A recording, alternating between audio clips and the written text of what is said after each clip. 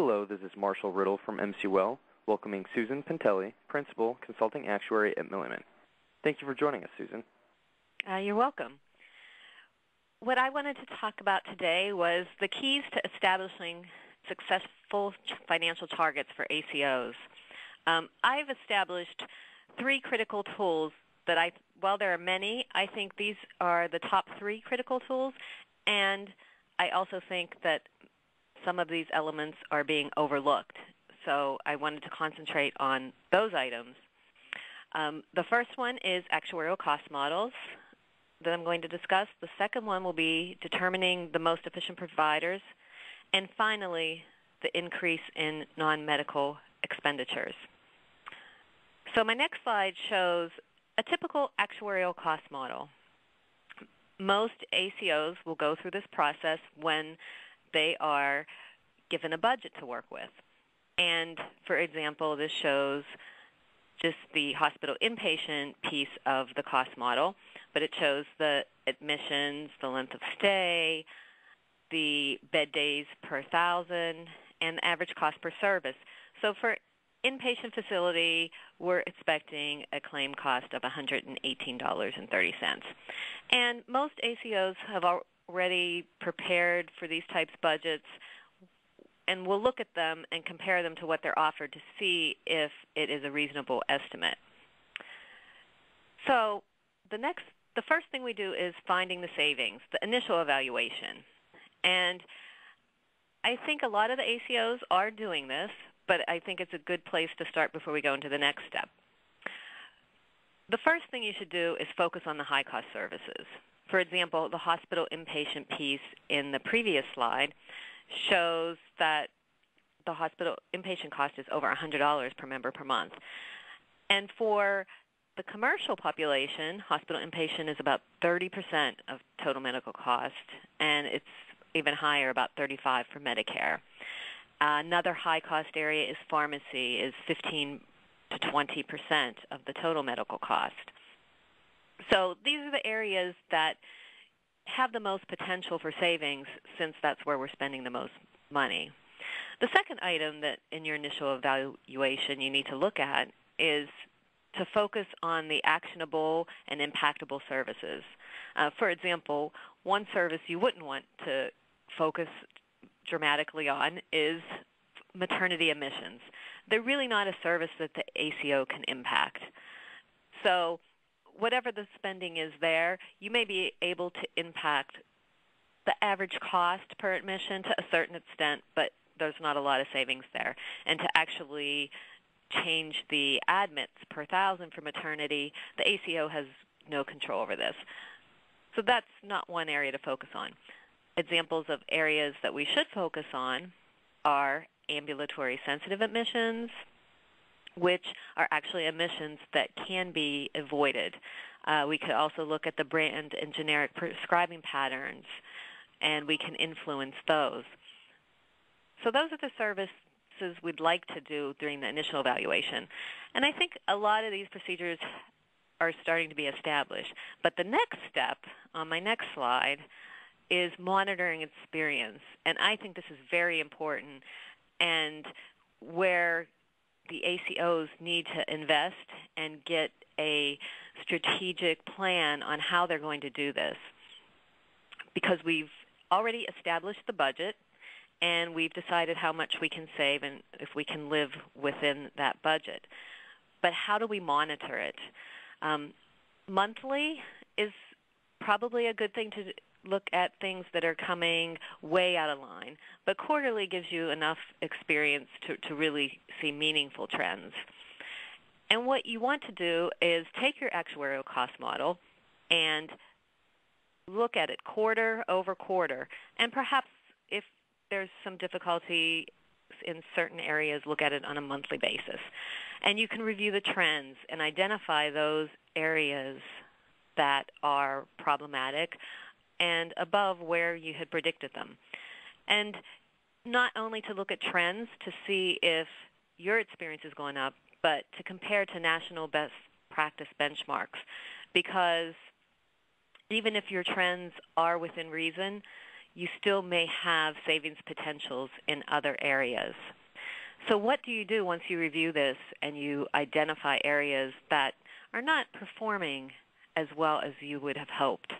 Well, then you become a detective. I have examples on the next slide of some of the items to look at. If prescription drugs are trending higher and above what you predicted, you can drill down and look at them by therapeutic class. You can decide if the trend is high in the average charge or in the utilization. You can go by a prescriber. You can look at NDC codes and compare all these, how they're moving over time. Other examples are in radiology. You can look at the distribution by CPT codes and by provider or by site of service. And it really is being a detective and looking deeper and deeper to see where the problem areas are and see which you can impact and which you can't. Other examples, hospital inpatient, the typical reports will look at admits and days, but you need to look at by DRGs to see readmissions, because readmissions are an area where the ACOs should be able to improve. You can look at the length of stay.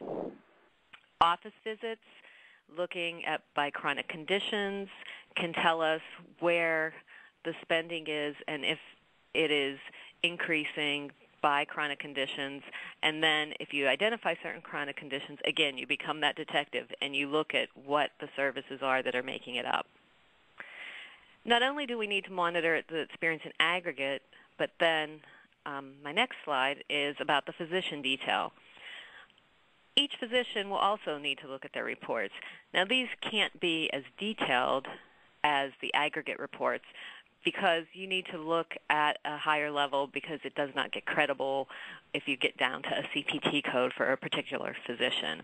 But you can look at physician reports at the high-level service categories: inpatient, outpatient, office visit, prescription drugs.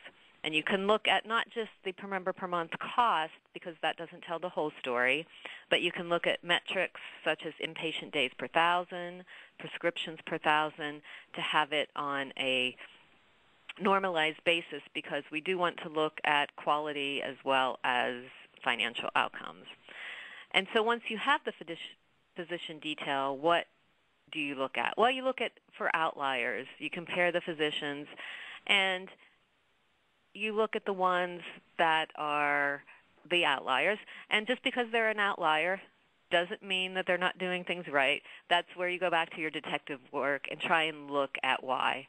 It could be that they have a sicker population, which is where risk adjusters come in. But at a physician level, sometimes the results aren't credible. So you do look at those outliers and investigate them to see if there's anything that can be done better.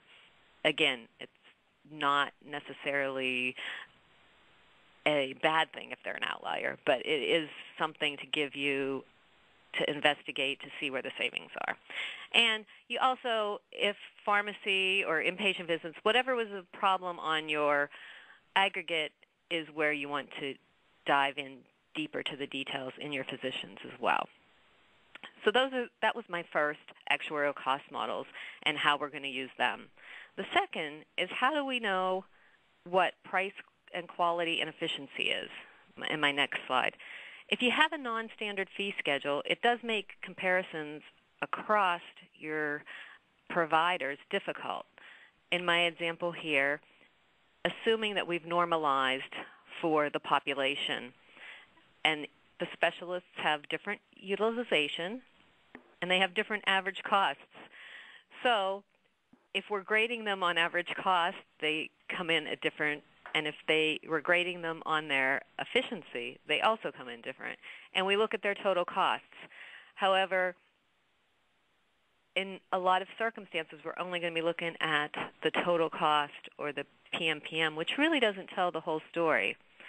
So that's why often we will try and normalize everything, as in the next slide, so that we can compare across the indicators.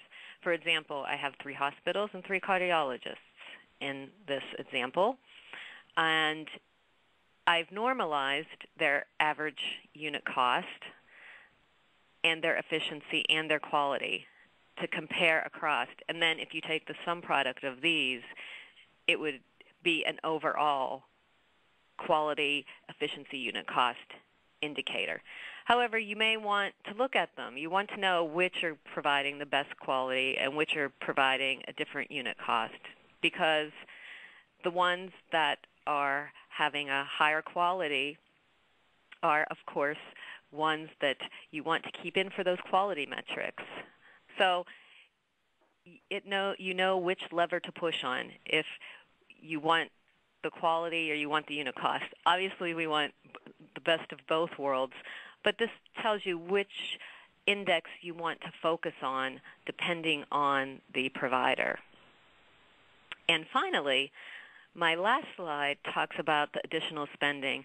A very common mistake in ACOs is we look at the actuarial cost model budget and we look at what we can do in reducing inefficiencies in the system and what we can do with the average cost, but then we forget to add in the additional spending.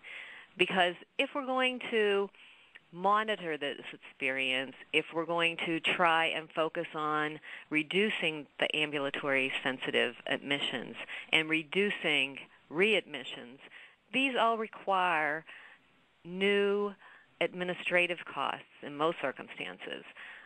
Some examples are utilization management, case and chronic disease management.